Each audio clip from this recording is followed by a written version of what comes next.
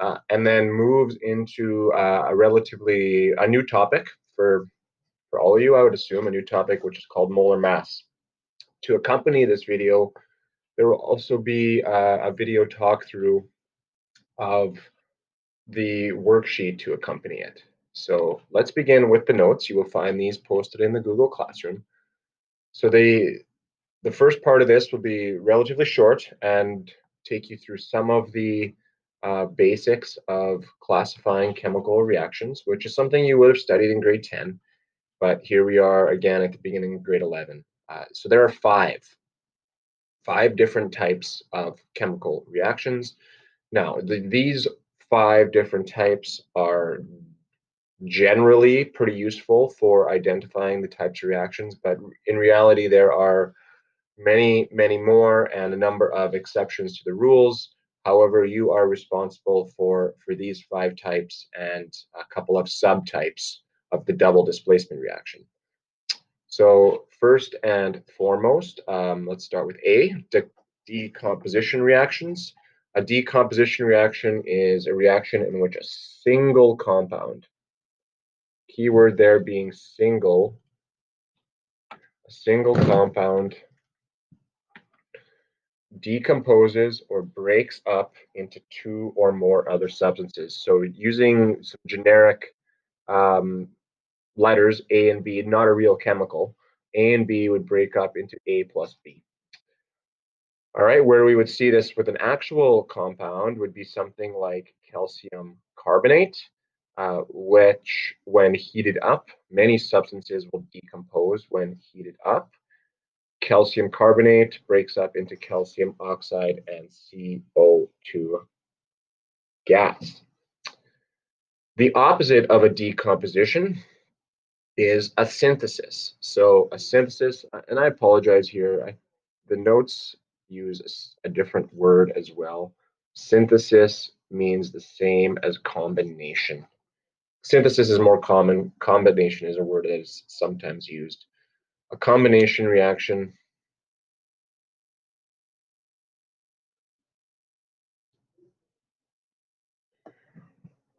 is where a substance and another substance combine to form a unique new substance. So if we do a reverse reaction, similar reaction to what we did here with calcium oxide and SO2, sulfur dioxide gas, we could form calcium sulfite, CaSO3.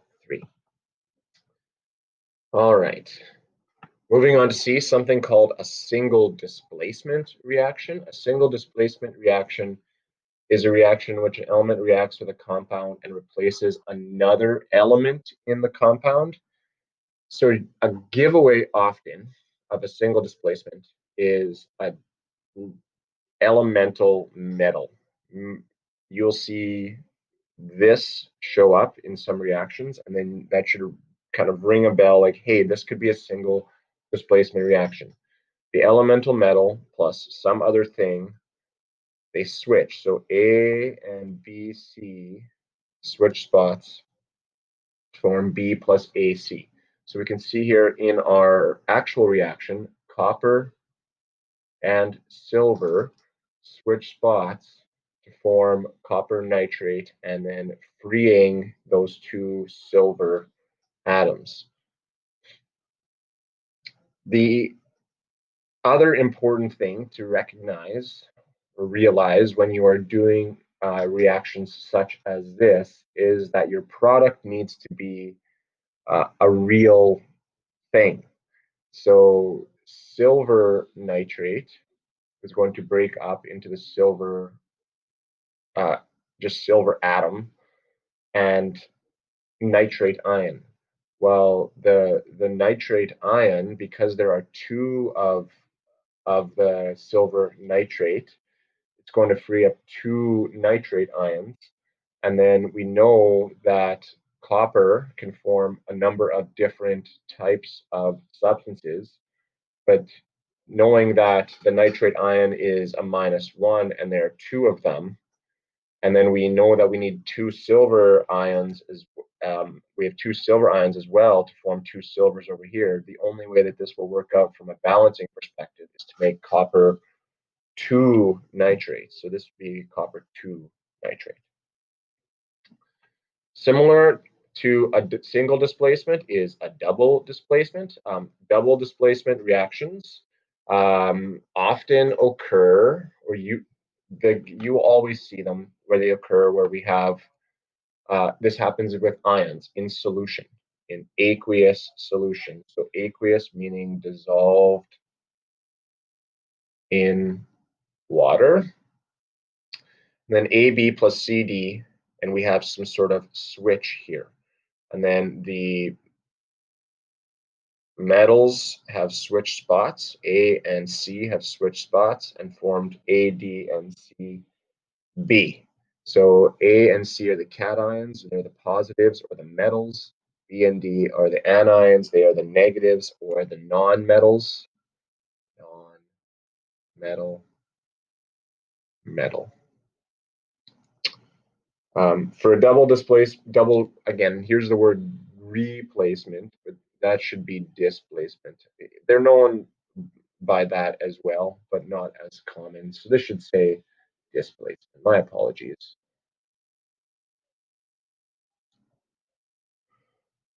Okay, for a double displacement reaction to occur, at least one of the products must be a gas or water or a precipitate. So another hint there, if you see a gas formed or water created or a precipitate, which we're going to get into now, a precipitate happens when a solid is formed. So that's taking 2 solutions, mixing them together, and a solid forms. If you remember the demo that we did in class, we formed that yellow precipitate when we mixed together the sodium iodide and the lead nitrate, and then the yellow precipitate formed. You could think of it like falling out of solution, like rain or precipitation. Silver nitrate and sodium chloride goes to silver chloride and sodium nitrate. And again, here, these metals are just changing spots. Another type of double displacement reaction is a neutralization reaction that occurs between an acid and a base. Acid and a base with the formation of an ionic compound and water. So we're only going to deal with some really common acids and bases here. So HCl, commonly known as hydrochloric acid, NaOH. Anytime you see this OH in here, the hydroxide ion, that is a giveaway that this is a base. The acid will always have an H and then another anion. So this H is what makes it acidic. So this is your acid and your base. They always form water, and then they always form some sort of other ionic compound based on the ions that are in that. So this happens to be salt. And salt is a generic term in chemistry, actually. We always refer in the kitchen, for example, NaCl is salt, table salt, but many ionic substances that dissolve well in water are called salts. And you will always get one of these formed and it'll stay dissolved. So there's your acid-base reaction. The H plus and the Na are switching spots to make H2O and NaCl. The last type of reaction that you need to know are combustion reactions. A combustion reaction is a reaction in which a substance reacts with oxygen, usually with the rapid release of heat and the production of a flame. Combustion reactions always produce carbon dioxide and water. They start with oxygen and some sort of fuel, a hydrocarbon, often containing hydrogen and carbon, as you would expect. There's your fuel. Now, this example here is known as complete combustion. That is not always the case when we do a combustion reaction. Sometimes we get what is called incomplete combustion. That happens when there is not enough oxygen to go around for the amount of fuel that we have. In this case, you still get water being produced, but carbon monoxide, CO, or just plain old carbon, and this is often like the soot that you see if you have a fire. It's like black sort of smoke. It settles around. It leaves a layer of like black sort of. It's like it stains. It can. It's called soot. That can be a product of uh, incomplete combustion as well. And really often you get soot and carbon monoxide produced instead of carbon dioxide. So if you see carbon dioxide as your product, that's complete. If you see carbon or carbon monoxide as your product, that would be incomplete.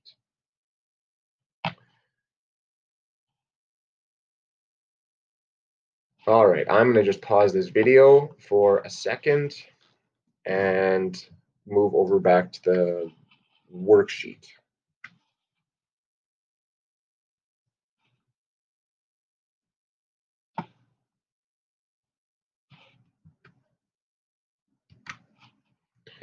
All right, so guys, I've moved over to the worksheet that is accompanying those notes posted in the classroom. So I'll just talk my way through many of the questions on this worksheet now. So the first part is a matching question. You are going to be matching the reaction with its type based on what you see happening. So the first one, we have a hydrocarbon, an oxygen, carbon dioxide, and water.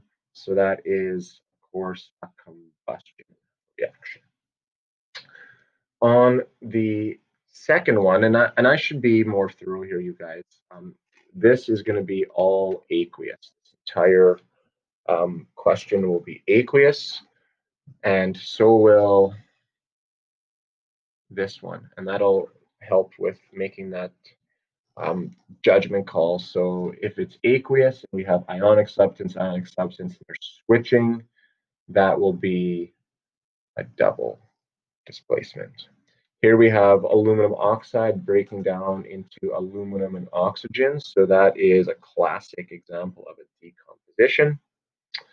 Here we have aluminum and hydrochloric acid making H2 and aluminum chloride. So you have your little singular aluminum metal here, elemental form. That is often what happens or used in a single displacement. This one is also a double displacement. This one would actually be acid base because we are dealing with something that has a hydroxide in it. Sulfuric acid is H2SO4, and there is a swap happening here and forming new products, one of which is water, a dead giveaway that we have a double displacement. NH3 and H2SO4, that is going to be a synthesis. Two reactants form one product. And then the last one, we would have another combustion, hydrocarbon and oxygen making carbon dioxide and water. Moving on to part B. Part B is going to be more challenging. This is going to be testing a bunch of your knowledge about not only types of reactions, but also naming and balancing, because I'm asking you guys to write the skeleton equation and then balance that. So here we have the complete combustion of propane, C3H8. So C3H8, which in propane is a gas, and that is going to react with oxygen. Remember, you want to do O2 because it's one of those Hofbrinkel gases. Remember Hofbrinkel? Right? Hydrogen, oxygen, fluorine, bromine, iodine, nitrogen, chlorine all form these diatomic molecules, O2. CO2 and H2O are going to be our products, gas, and yes, if it's hot enough, it's going to be gas. Sometimes water is a liquid, sometimes it's a gas. Depends whether it can escape or if it condenses into a container. Always do combustion reactions, carbon, then hydrogen, then oxygen. Start with an inventory. So I have 3 carbons from here. I have 8 hydrogens from there, and I have 2 oxygens from there. On the right-hand side, I have 1 carbon, 2 hydrogens, and 3 oxygens. So the first thing I'm going to do is balance my carbons. The only thing I can do to balance my carbons is put a 3 there. And that makes this 3. And now I have 6. 3 times 2 plus 1 makes 7 oxygens. Now, to balance my hydrogens, I need 8 on the right-hand side because I have 8 on the left. So if I make this a 4, then that'll give me 8 hydrogens. So now I have oxygens. I have 3 times 2 is 6, plus another 4 is 10. Well, to fix that, we put a 5 there, and then we get 10, and that is balanced. Moving on to number 2, the incomplete combustion of propane to form carbon monoxide and water. So propane again from the last example, C3H8 gas plus O2 gas gives us carbon monoxide gas plus water. Let's say it's a gas as well. Okay, here we have again carbon, hydrogen, oxygen. We're going to have 3, 8, 2. And on this side now, carbon is 1, hydrogen is 2, and oxygen is 2. So start with the carbons, put a 3 here, that gives us 3. And now our oxygens are 3 times 0, 3 times 0, 3 times 1, mixing up my zeros and O's is 3, and then another one here is 4. If I want to balance my hydrogens, I need to make that a 4, and that makes this 8 hydrogens on the right-hand side in total. Now I have 3 and 4, 7 oxygen. So these are as an example of a combustion reaction that gets a little bit tricky. We need to have 7 oxygens on the left-hand side, but oxygen only comes in pairs. So really what we need is 3.5 O2s. But we can't write decimal numbers in our balanced equation. So we're going to break that rule and then fix it after. So we need to realize, I think it helps to realize that 3.5 is the same as 7 halves, 7 over 2. So if I have 7 over 2 oxygens, that is 3.5 times 2, that is 7. But no fractions allowed, so we can get rid of the fraction by multiplying by 2, and then it'll cancel out. But if you do that to one species in a reaction, you must do that to all of them. So we need to double all of these. 2, and then this becomes 6, and then this becomes 8. Just to confirm our numbers, 2 times 3 would be 6. On this side, we have 6. 2 times 8 would be 16. And on the right-hand side, we have 8 times 2, which is 16. Oxygens, we have 7 times 2, which would be 14. And on this side, we have 6 plus 8, 14. It is balanced. Those can be tough with combustion. You often end up in this kind of situation where you have to deal with a temporary fraction. It's challenging, but it works. Keep practicing. Number 3, the neutralization reaction. Remember, those are a type of double displacement of nitric acid, which is HNO3. These will all be aqueous because they are double displacement. Aqueous breaks up into, so remember, if it's a double displacement, I have not given you the products. So a couple of things to be mindful of. Potassium hydroxide, you have to build that right. So potassium is always a +1 ion. On your periodic table of ions, you will find that hydroxide is an OH minus. So these just have a 1-to-1 relationship. They want to balance, right? KOH is neutral, so 1 positive, 1 negative makes it neutral. Now, being a double displacement, let's think of the H plus as being well, it is a positive. Sometimes we think of it as a metal. H plus is not a metal, it's the positive ion.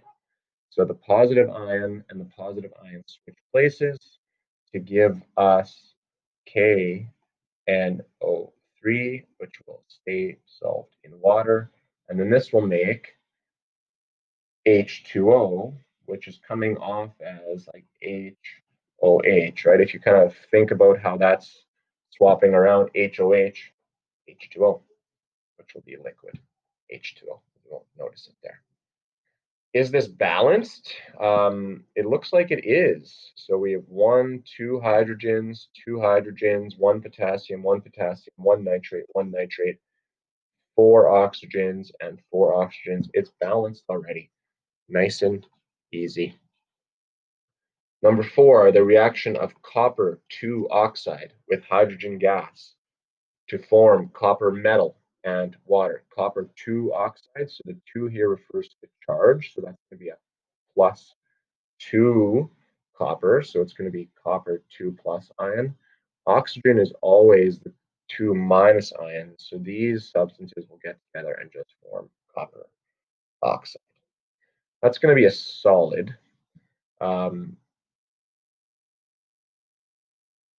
No, it doesn't actually matter here. It's actually probably an aqueous, but all good. That's not that important. Hydrogen gas, again, Hofbrinkel, H2 will be a gas. That is going to form copper metal, so plain old elemental copper, which will be a solid, and water, which I'm going to assume is going to be a liquid in this scenario. Again, I think this is balanced. Copper 1, oxygen 1, oxygen 1, hydrogen 2, hydrogen 2, bing, bang, boom. That's pretty easy. The synthesis reaction of iron metal and oxygen gas. So synthesis, remember, is when two things come together to form one. So that was the example of A plus B goes to AB. That would be your example of a synthesis. So we have iron metal, so Fe, solid, and oxygen gas, O2, are coming together to form FeO.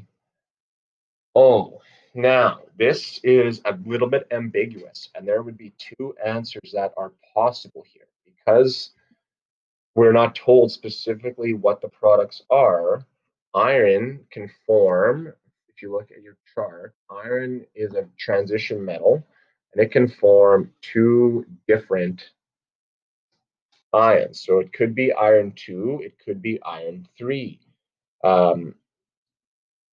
Now, I would suspect that this is rusting. This is a classic example of rusting. And rust is Fe2O3 iron oxide.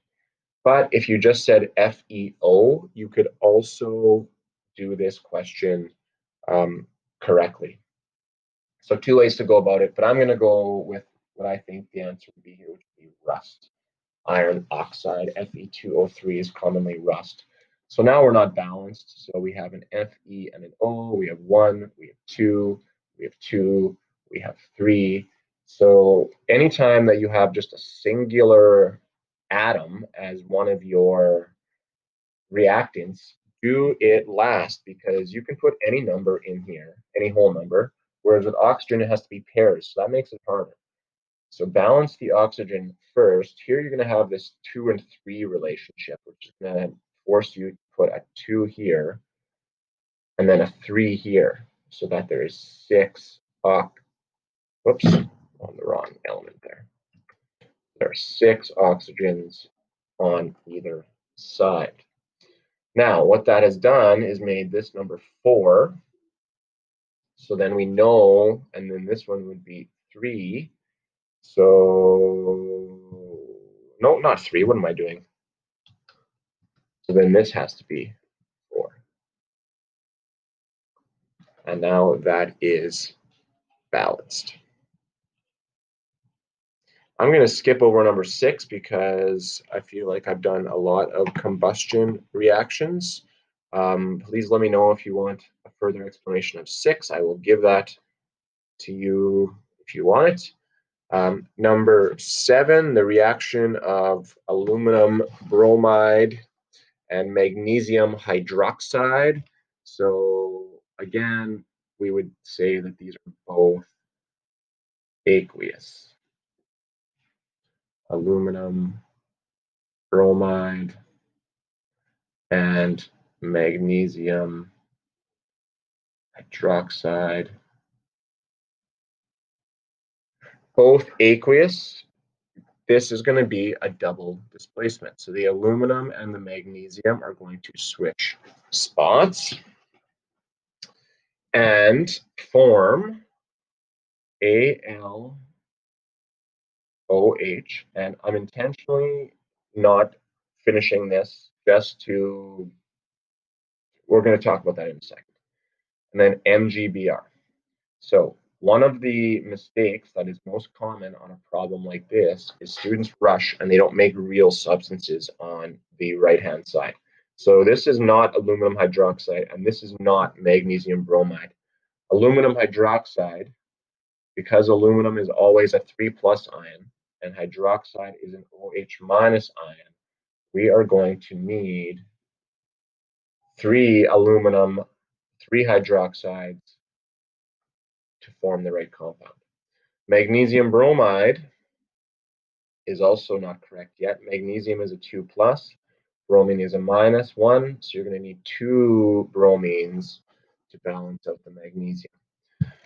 Okay, now to finish out the balancing part of this, aluminum, bromine, magnesium, and notice how the hydroxide has not broken apart. We had hydroxide on the left and hydroxide on the right, so I'm just going to balance a hydroxide. That will make that a little bit easier. 1 aluminum, 3 bromines, 1 magnesium, 2 hydroxides. 1 aluminum, 2 bromines, 1 magnesium, and 3 hydroxides.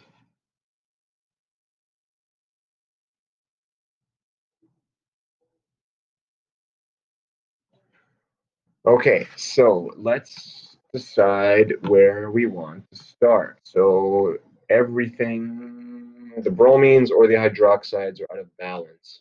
So again, we have this like 2 and 3 relationship. So what that probably will mean is if we make this one a 2 and this one a 3, that will help. So we have now 2 aluminums, 6 hydroxides. On this side, we have 6 hydroxides, but now we have 3 magnesiums. So we have solved one problem, but created another. Bromine as well, look here, it has a 2 and a 3. So I'm going to make this a 3 and this a 2. So now we have bromines, we have 6. Here we have 6. Magnesium is now 3, and our aluminum is 2. And it is balanced. So that rule of 6 when you're dealing with a 3 or a 2 here is a nice little shortcut the way to think about getting that reaction done. The decomposition of hydrogen peroxide. So hydrogen peroxide is H2O2. It comes often as a liquid. It is pretty, it decomposes pretty rapidly just on its own into H2O liquid and oxygen gas. Hydrogen peroxide. So is this balanced? Not quite. H and O, we have 2 and 2, and we have 2 and 3 for our oxygens. So I'm going to need, let's see here, I'm going to need to definitely make this bigger. So 2 will give us 4 and 4. And I will need, if I make this a 2, then that'll give me 4 and 4. Nice and balanced. All right. Lastly, the reaction of ammonia with sulfuric acid to form ammonium sulfate. So ammonium is a name that is a common name. Nitrogen trihydride would be the IUPAC name here, the official name. But nitrogen and hydrogen, NH3 is often called ammonia. Sulfuric acid is H2SO4, and that would also probably be in its liquid form, or aqueous form, I guess is better. Again, these subscripts are not critical for us here today. Forming ammonium sulfate, so NH4 is ammonia, sulfate is SO4, but if you look on your table, NH4 is a plus ion, SO4 is a 2 minus ion, so you're going to need 2 of these NH4 pluses. Ammonium and H plus hydronium are the only 2 positive polyatomic ions you guys are going to deal with, so we need to put 2 on that side. Now, to balance this, what have we got here? N is 1, H. Sulfate has stuck to is still sulfate. Sulfate here and sulfate there. So we have 1 nitrogen, we have 5 hydrogens, and we have 1 sulfate. On this side, we have 2 nitrogens, 8 hydrogens, and 1 sulfate. So if I make this a 2 to balance out the nitrogens, now I have 2 nitrogens, 6, oh, perfect. 8 hydrogens, and that is done. All right, I'm going to stop there, and you guys will see a part 2 of this video coming for the molar mass section.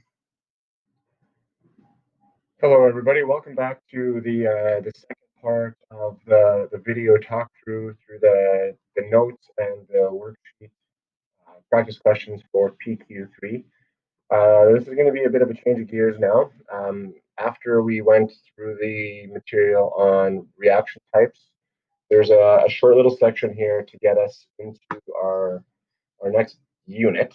I know, which is kind of a different concept this year based on our schedule, but anyways, we're going to spend some time for a really important concept called the mole, and using that in chemistry. It's a really important unit, not only like a unit of study, but a unit of measure in chemistry.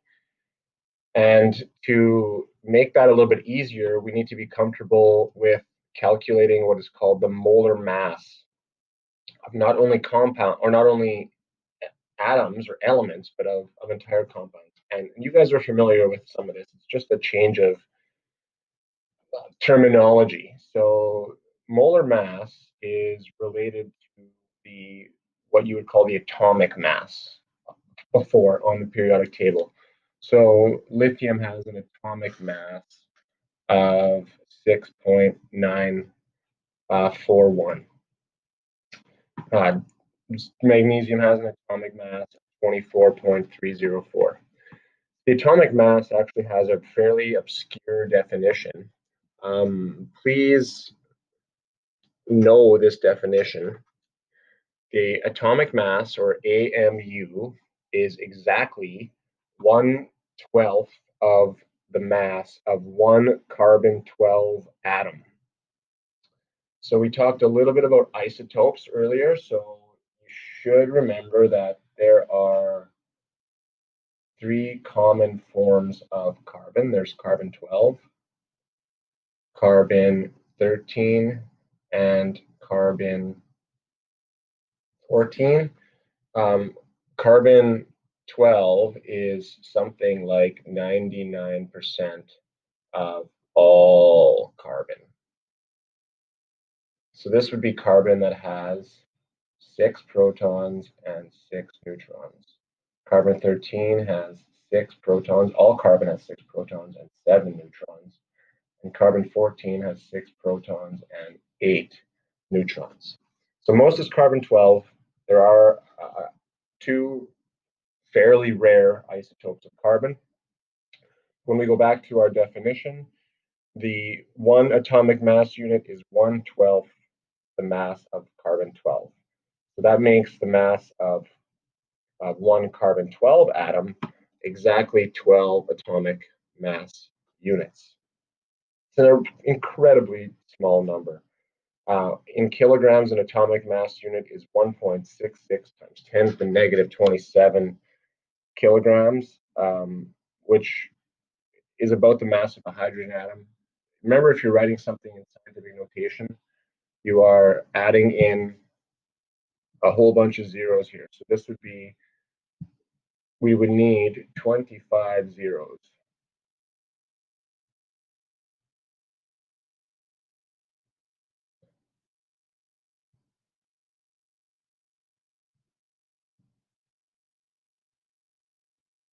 And then 166.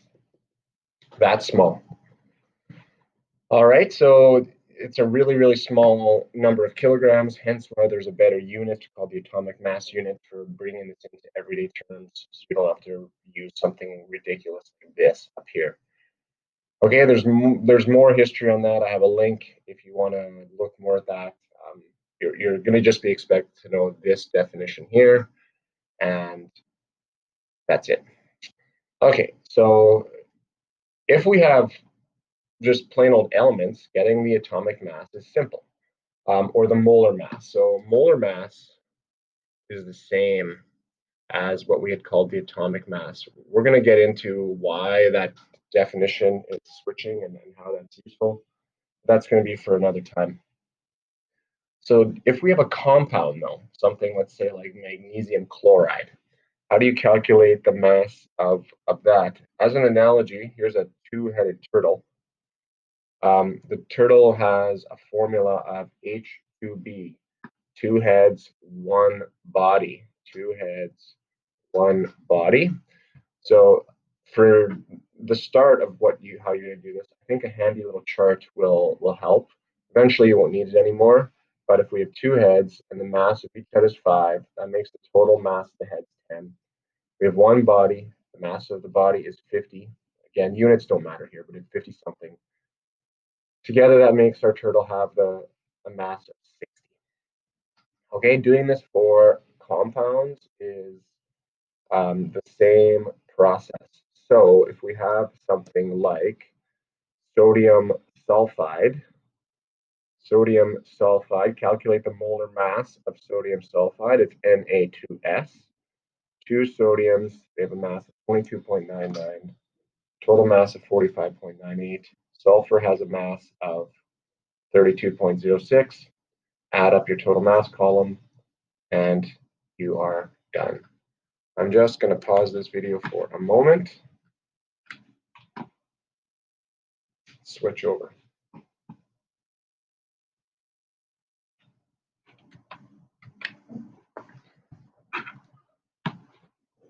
All right, welcome back. I've just switched over to part C of the practice questions that we were talking through with reaction types, so with PQ3, down to part C, which is all now related to molar mass. So this is actually, these practice questions are killing two birds with one stone, so to speak. I have also given you another opportunity to practice your naming. So sometimes I gave you the name, sometimes I gave you the formula. But if we want to do the molar mass of NaCl, we'll break it up.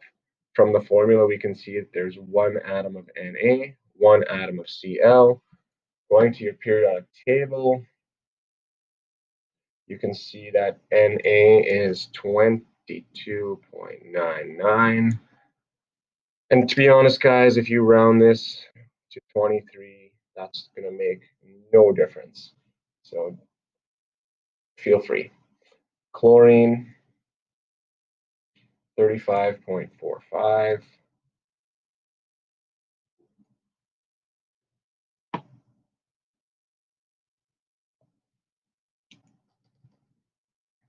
$35.45.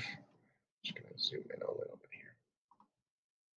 So the total mass of the sodium is 23. The total mass of the chlorine is 35.45. Add those all up and you get 577.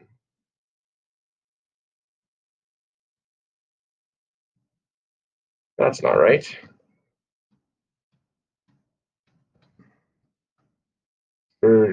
50, 58.45. You know, my decimals lined up during do a little mental math. Not working, obviously. And then the unit here is atomic mass units. Something like water, it's got hydrogen, it's got oxygen, it's got 2 hydrogens, it's got 1 oxygen. The atomic mass of hydrogen is 1, but there are 2 of them for a total mass of 2. There's 1 oxygen, it's got a mass of 16 for a total mass of 16. Add them up in that column, 18 atomic mass units. Here's where I've given you a little extra work. So zinc sulfide, zinc is a transition metal, but it is one of those transition metals that is always the same charge, and it's +2. You can get that from your table of polyatomic ions. Zinc 2+, sulfur is 2-. So that makes our formula Zn and S, 1 of each. Zinc's atomic mass is 65.38, and sulfur is 32.07.